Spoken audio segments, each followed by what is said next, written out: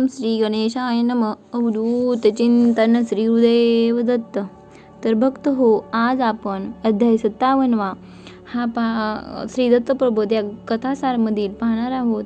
एकनाथ भक्त नरहरी व निंबराज यांची कथा. तर एकनाथांची महती त्रिखंडात गाजत होती. जो तो त्यांच्या सानिध्यात येत असे आणि त्यांची कीर्ती ऐकून नरहरी नावाचा एक गृहस्थ अनन्य भावाने शरण आला.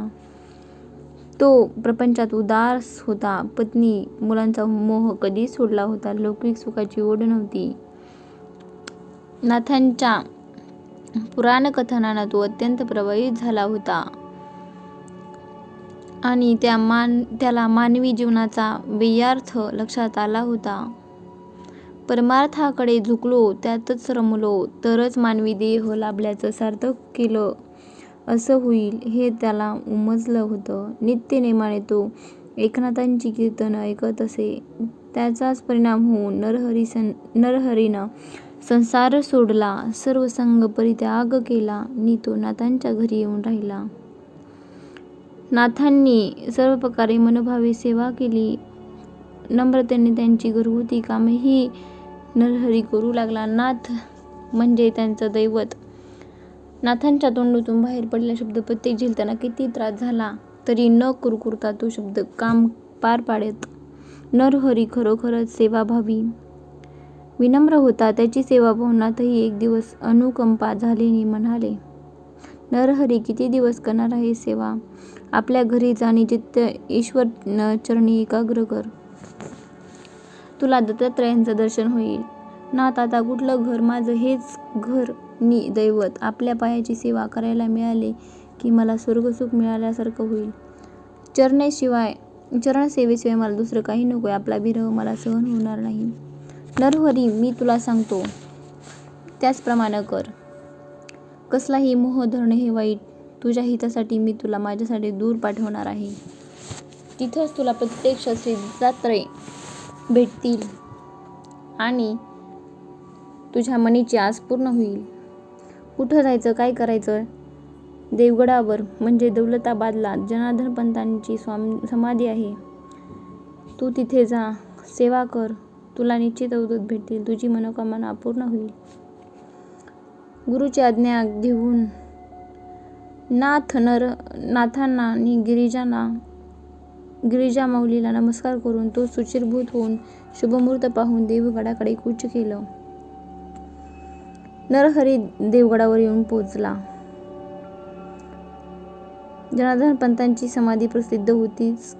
तपाचरणाला यासारखं दुसरं पवित्र स्थळ नव्हतं. अनेक योगी जपतप करत असे. ध्यानधारणेला बसत असत. नरहरीही दत्त ध्यान करून भक्तिभावात सुरुवात केली. मन एकाग्र करून साधना अवलंबली.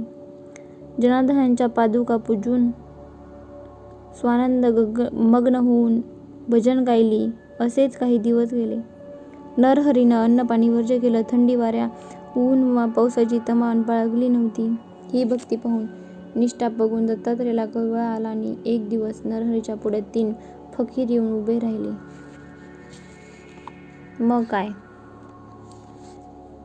त्या फकीरांना बघून नरहरी बावचळला. फकीर त्याच्याशी यावनी भाषेत बोलत होते. त्यामुळे तो आणखीनच घाबरला. काय करावं सुचेना. त्याला विचारलं फकीरांनी, तू कुठून आलाय? हे तू काय? कशासाठी पादुकांची सेवा करतोय? तुला इथं कोणी पाठवलं? फकीरांचे उत्तर द्यावे की न द्यावे या विचारात नरहरी असताना त्याला सद्गुरूंचे नाथांचे शब्द आठवले आणि त्यांनी त्या स्थानी तुला अवधूत भेटतील. त्यामुळे दत्तगुरूंच्या शब्दावर निष्ठा ठेवून नरहरीने त्या 3ही फकीरांना साष्टांग दंडवत घातला आणि कळकळून आपल्या मनातली श्री दत्तात्रयांच्या दर्शनाची आस बोलून दाखवली. डोळ्यांना पाण्याच्या धारा लागल्या होत्या. त्यांची ही अवस्था बघून त्या फकीरांनी त्या अंत बघायचा सोडून दिला आणि त्याला हाक मारली, नरहरी, तुझी मनोकामना पूर्ण झाली आहे. तू वर बघ. हे शब्द ऐकताच नरहरीने वर बघितलं आणि काय आनंद गगनात मावेना. एकनाथ जनार्दन पंत आणि साक्षात दत्तात्रय त्यांच्या पुढ्यात येऊन उभे राहिले. त्यांना दंडवत घातला. नाथांनी दत्तात्रयांना विनंती केली त्यांना अनुग्रह द्यावा. तेव्हा दत्तात्रयांनी नरहरीला छातीशी कवळल्याने मुक्तीची वाट मोकळी करून दिली. नाथांच्या कृपेनं तो धन्य झाला आणि अवधूत कृपेने आपला उद्धार करून घेतला. नरहरीचाही एक शिष्य होता, त्याचं नाव होतं निंबराज दंडवते. नरसिंहपूरला त्याच्या वास्तव्य होतं. दंडवत्याचं दैवत होतं नरसिंह. ते पुजारी होते. घरात कसलाही काहीची कमी नव्हती. लक्ष्मी पाणी भरत होती. निंबराजाचा जन्म म्हणजे एक अद्भुत कहाणी होती. निंबराजाचे आईवडील सुशील सज्वळ. त्यांच्या घरात गजांत लक्ष्मी होती, पण पुत्रसुख नव्हते. ती साध्वी जपजापे तपास करत असत. शेवटी गृहस्थाने एक निश्चय केला. तो दिवस शिरूरला तपासाठी आलेला.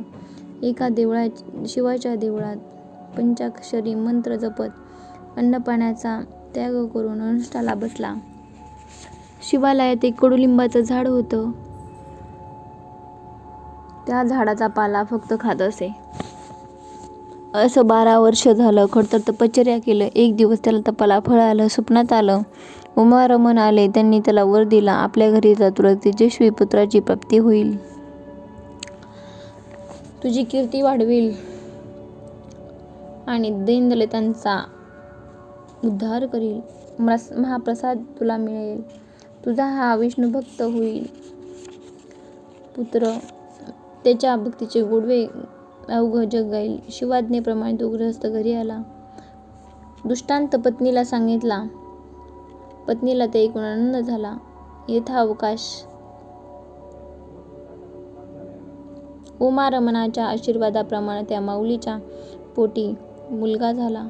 मुलाचं नाव काय ठेवायचं? मग वडिलांनी सांगितलं, अनुष्ठानाच्या वेळी मी फक्त कडुलिंब खात होतो. निंबही फळाला म्हणून याचं नाव निंबराज ठेवू. मुलाचं नाव निंबराज ठेवण्यात आलं. तो खरोखर सात्विक वृत्तीचा. दिवस जाऊ लागले. बाळाचा कुमार झाला.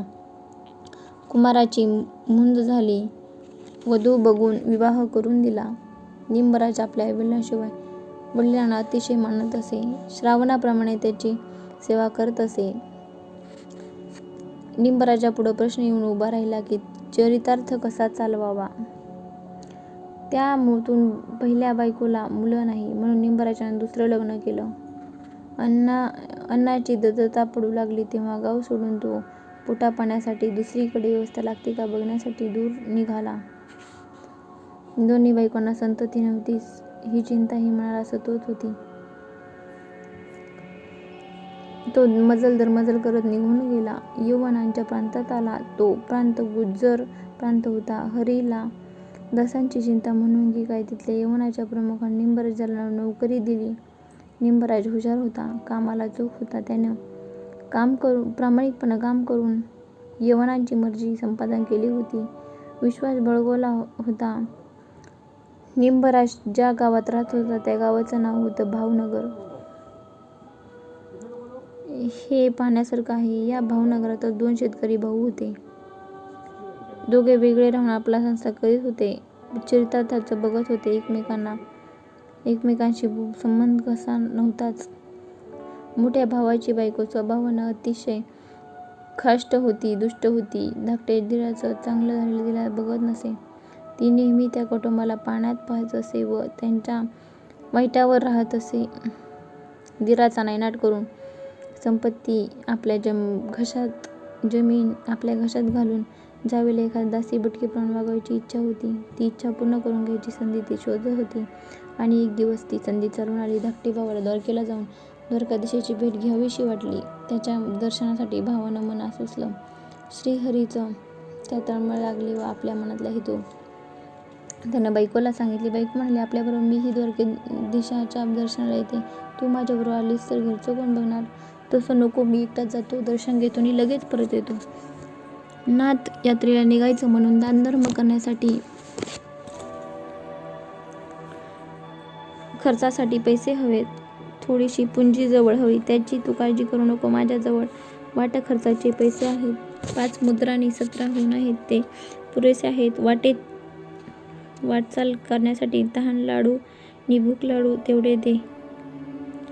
नवरा बायकोचा हा संवाद मोठी जावा ऐकत होती. तिचे डोळे आनंदाने चमकले.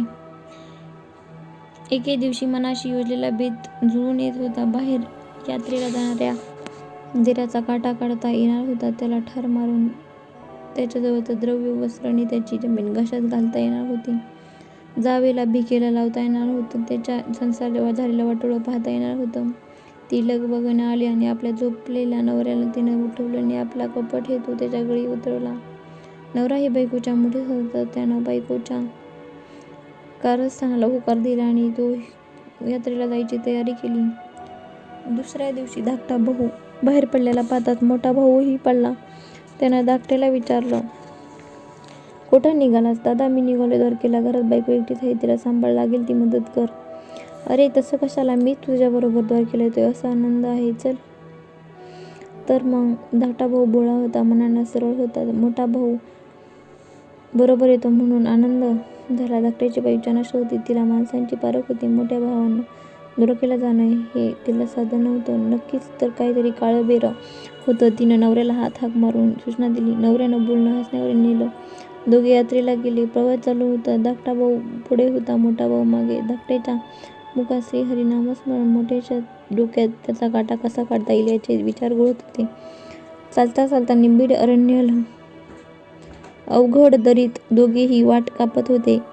एकट्यानं मन नामस्मरणात तल्लीन झाले होते. मागे न पाहता तो झपाझपा वाट पाडत होता. भावाच्या कुटील हेतू त्याला गंध वाळता नव्हती. याच संधीचा फायदा घेऊन मोठ्यानं ठरवलं, दोघांशिवाय दुसरं कोणीच नाही असं पाहून त्यानं मागून भावाच्या डोक्यात वार केला. भाऊ बेशुद्ध पडला. त्याचे तुकडे तुकडे करून त्या भीषण दरीच्या कपारीत पुरले. त्याच्याजवळ वस्त्र सोन्यानं सर्व आपल्या पडशीत बांधून घेतले आणि तो तसाच माघारी आला. आपल्या नवऱ्यानं कामगिरी फत्ते केल्याचं पाहून त्या दुष्ट स्त्रीला परमानंद झाला. आपला मोठा दीर परत आल्याचं पाहून त्या साध्वी स्त्रीनं विचारलं, माझे पती कुठे आहेत? कधी येणार? इथून बरोबर गेला तर येताना का नाही आलं? तुझ्या नवऱ्याचं क्षेमकुशल मला माहीत नाही. इथून निघतानाच तो माझ्याशी भांडत होता. त्याला किती समजावलं तरी तो ऐकेना. तर त्यानं मला मारहाण केली. पण मी मोठ्या मनानं सोडून दिलं व वाटेतल्या लोकांनी त्याला 4 गोष्टी समजून सांगितल्या, पण त्याने ऐकल्या नाही. मात्र तो दुसऱ्या मार्गाने गेला. तुझा नवरा कुठे गेला माहीत नाही. दीराचं हे उत्तर धंदात खोटं होतं हे त्या चाणक्य स्त्रीने ओळखलं. तिला वेळ लागणार नव्हता. तिनं देवापुढे धरणं धरलं. स्वप्नात तिचा नवरा आला. त्यानं मोठ्या भावानं आपल्याला कसं मारलं, कुठं मारलं नि काय झालं तेच त्या बाईला धीर सुटला. ती आकांत करू लागली. गावकऱ्यांच्या कानावर गोष्ट गेली. गावात कुजबुज सुरू झाली. पण मोठ्या भावानं कानावर हात ठेवले. विधवा बाईकडे काहीच पुरावा नव्हता. पण कित्येक महिने लोटले. तिचा नवरा परत आला नव्हता. होता ही गोष्ट दिवाणाच्या निंबराजच्या कानी आली.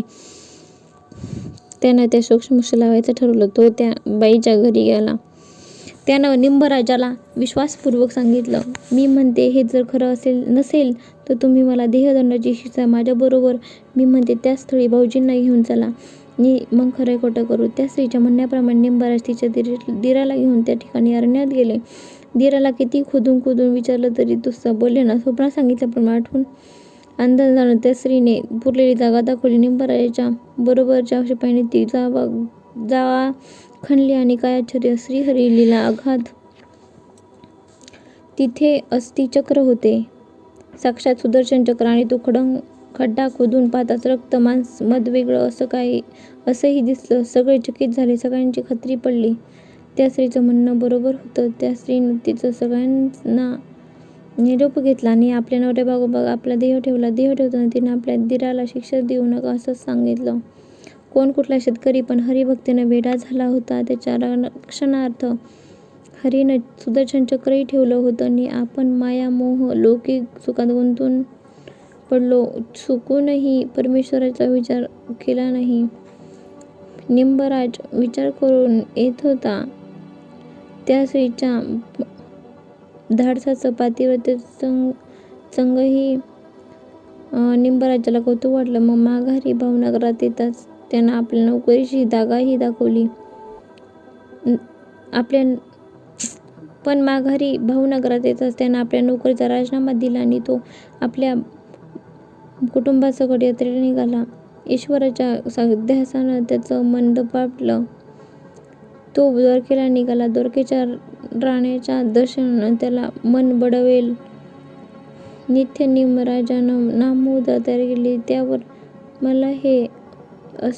मला सतत संत सज्जनाचा सहवास लाभावा, द्वेष निंदारहित बुद्धी मिळावी असं लिहिलं. निंबाचं संसारातून मन उडालं. ऐहिक सुखाचे विरक्त झालं.